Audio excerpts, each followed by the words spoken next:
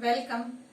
I am Advocate Bhagyashree Bhosle, working as a lecturer in Sri Pancham Khemraj Law College, Sawantwadi. In today's lecture, we shall discuss about the provision regarding the share capital and shares. Every company limited by shares must have a share capital. Share capital of a company refers to the amount invested in the company for it to carry out its operations. The share capital may be altered or increased subject to certain conditions. A company share capital may be divided into small shares of a different classes. The different classes of the share capital and the rights attached to these classes are different. Then we shall see the nature of a shares. A share is an interest of a member in a company. Section 2, subsection 84 of the Companies Act 2013. Share means a share in the share capital of a company and includes the stock. It represents the interest of the shareholder in the company, measured for the purpose of the liability and dividend. It attached the various rights and the liability. Share and debenture or other interest of any member in a company shall be the movable property. It shall be transferable in any manner provided for in the articles of the association of the company. After this lecture, you will learn about meaning of a share capital, types, nature of a share capital and classes of the share capital. In the beginning, we shall discuss about the meaning of the share capital. The term capital usually means a particular amount of money with which a business is started. In the Indian Companies Act, it has been used in a different senses in a various part of the Act. But in general, it means the money subscribed pursuant to the Memorandum of Association of the company. Capital, in fact, represent the assets with which the undertaking is carried on. The sum total of the nominal value of a share of the company is known as its share capital. In case of the companies, the term capital and the share capital have been held to be synonymous. Capital to be stated in the Memorandum of Association and Article of Association of the company. Then we shall see the types of a share capital. The share capital of the company may be of the following types. First of all, registered, authorized or nominal capital. The Memorandum of Association of every company has to specify the amount of a capital with which it wants to be registered. The capital so stated is called as a registered, authorized or nominal capital of the company. The registered capital is the maximum amount of a share capital which a company can raise by way of a public subscription. Then second important kind of a share capital is issued capital. The company may not issue the entire authorized capital at once. It goes on raising the capital as and when the need of additional fund is felt. So, issued capital is that part of authorized or registered capital which is offered to the public for the subscription in the form of the share. Third is unissued capital. The balance of a nominal capital remaining to be issued is called as a unissued capital. Then fourth important kind of a capital is a subscribed capital. It is a part of the issued capital for which applications are received from the public.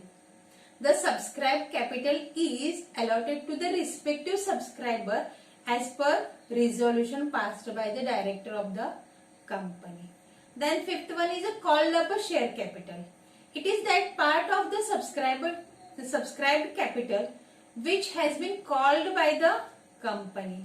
A company does not call at once the full amount of each of the shares it has allotted and therefore calls upon only such amount as it needs. Then Sixth one is uncalled up capital. It is an uncalled portion of the allotted share and represent the contingent liability of the shareholder of the company. Then seventh one is the paid up share capital. It is that part of the called up capital against which payment has been received from the member of their respective shares in response to the calls made by the company. Then another important kind of a capital is a reserve capital or a reserve liability. By reserve capital, we mean that the amount which is not allotted by the company except in the event of the company is being owned up.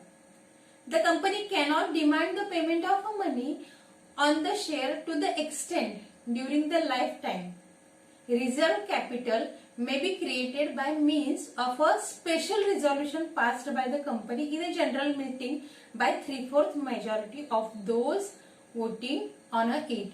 When once a reserve capital has been so created, the company cannot alter its article of association so as to make the reserve liability available at any time. The reserve capital cannot be charged as a security for loans by the director. It cannot be turned into the ordinary capital without the order of the court. It cannot be cancelled at the time of a reduction of the capital. Then fixed capital. The fixed capital of the company is what the company retain in the shape of a fixed asset such as land, building, plant and machinery, furniture, etc. Then 10th is a circulating capital. The circulating capital is a part of a subscribed capital which is circulated in the business in the form of using goods or other assets such as books, book debts, bill receivable, cash, bank balance, etc. All these are important kinds of the capital in a company. Then we shall discuss about the classes of a share capital. The share capital of the company limited by shares may be of the following two types. First one is a preference share capital and another important kind of a share capital is a equity share capital. If anyone wishes to invest their money in the shares, then they must gain the complete knowledge about the stock market before initiating any investment. Otherwise, there are a huge chances that you might suffer the unreasonable loss. In this article, we discuss all the possible differences between the preference share and equity shares. Preference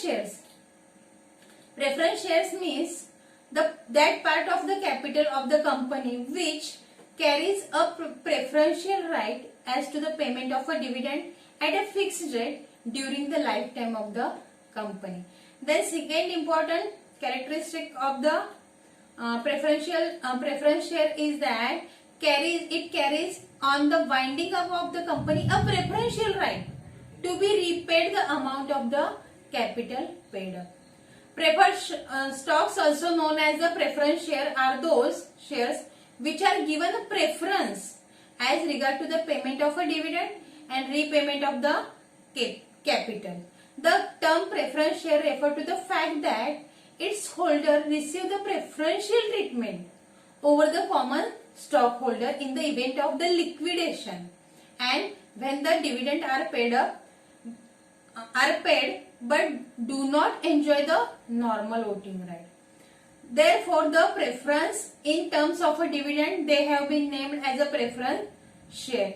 As well as in case of the winding up of the company or when the company went bankrupt, the payment of the liabilities are done first, then those with the preferred share and lastly the equity share. There are several points which create the difference between the preference shares and equity share. Therefore, the preference share get the precedence over the equity share on all the matter. Mentioned below are the types of the preference share. Participating preference shares, non-participating preference shares, convertible preference shares, non-convertible preference shares, cumulative preference shares, the non-cumulative preference shares, etc. All these are the types of preference shares mentioned in the Company Act. The another important type of a share is a equity shares. Equity shares are those or are also known as the ordinary shares. These are the shares which do not enjoy the preference regarding the payment of a dividend and repayment of the capital. However, they are given a dividend at the fluctuating rate. Decisions regarding the dividend are taken by the company itself, and there is no guarantee of the regular dividend to the equity shareholders. Therefore, some companies do not give a dividend even if they book a huge profit. It is up to them whether to give dividend or not. Equity share capital means with reference to the company limited by shares, all share capital which is not preference share capital. The equity shareholder have some privileges, like they get the voting right at the general meeting. They can appoint or remove the director or auditor of the company. Therefore, they have the right to get the profit of the company. That is the more the profit. That is the more of the profit. The more is the dividend, and the vice versa. Therefore, the amount of a dividend is not fixed. However, this does not mean that they will get the whole profit, but the residual profit which remain after paying the all expenses and liabilities of the company. Following mentioned are the types of the equity shares: sweat equity shares, authorized share capital, issued share capital, subscribed share capital, paid up capital, right shares, bonus shares, etc. Difference between the preference share and equity shares. In the event of the winding up of the company, preference shares are repaid before the equity shares. Preference shareholders generally get the arrears of the dividend along with the present year dividend if not paid in last previous years, except in case of the non-cumulative preference share. The following are the main rights of the shareholder.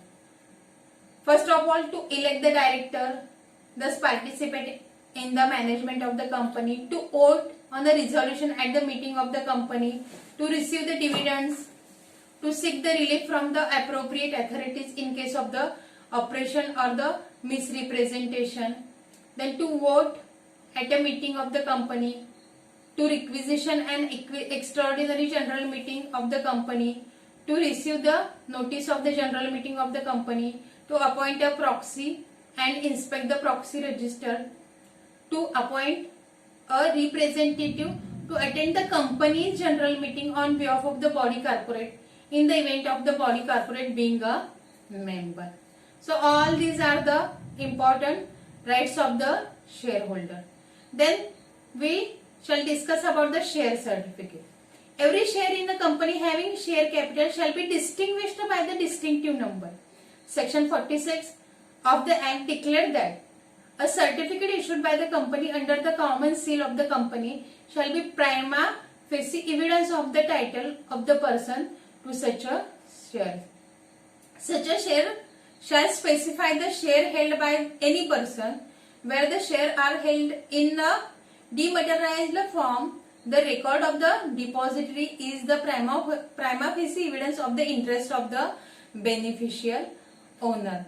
Section 56 subclause 4 provide that every company shall, unless prohibited by the provision of the law or any order of the court, tribunal or other authority, deliver the certificate of all security allotted. Then we shall see the provision regarding the transfer of the share and transmission of the share. One of the greatest advantage of the incorporation is the easy transferability of the share. If A and B are the partner, A cannot transfer his share in the firm without the consent of the B. However, in case of the company with thousands of a shareholder, can transfer his share, that is sell them to anyone he wish, and the other 999 shareholder of the company have no say in the matter. In fact, Section 44 of the Act expressly provides that shares are a movable property and capable of being transferred in manner provided in the articles of the company. It is a valid transaction. It follows that if there is no restriction in the articles of the transfer of a share of the company, the share can be validly transferred to anyone. Then we shall see the transmission of the share. Transfer of the share is a different concept than the transmission of the share. We shall see the transmission of the share, whereas the transfer of a share takes place by an act, that is between two living persons. Transmission of a share takes place by the operation of the law. As for instance, when the sole shareholder dies and his share devolves on his heir, the heir can, in such a cases, get the name entered into the company's register of a member by virtue of the transmission. The formalities relating to the transfer would naturally be inapplicable to the transmission of the shares. This implies that in case of the transmission of the shares, an instrument of the transfer along with the other formalities such as execution, attestation, etc. and so on are not necessary. Then there is one provision in the Companies Act: purchase by the company of its own share. If a company were to be allowed to purchase its own share, it would effectively be able to reduce its share capital, circumventing the cumbersome procedure for such a reduction laid down in Section 67 of the Act. Therefore, lays down that a company with a share capital cannot buy its own shares unless such a reduction of the share capital is effected and sanctioned as provided in Section 66 of the Act. Then there is a provision regarding the reduction of the share capital.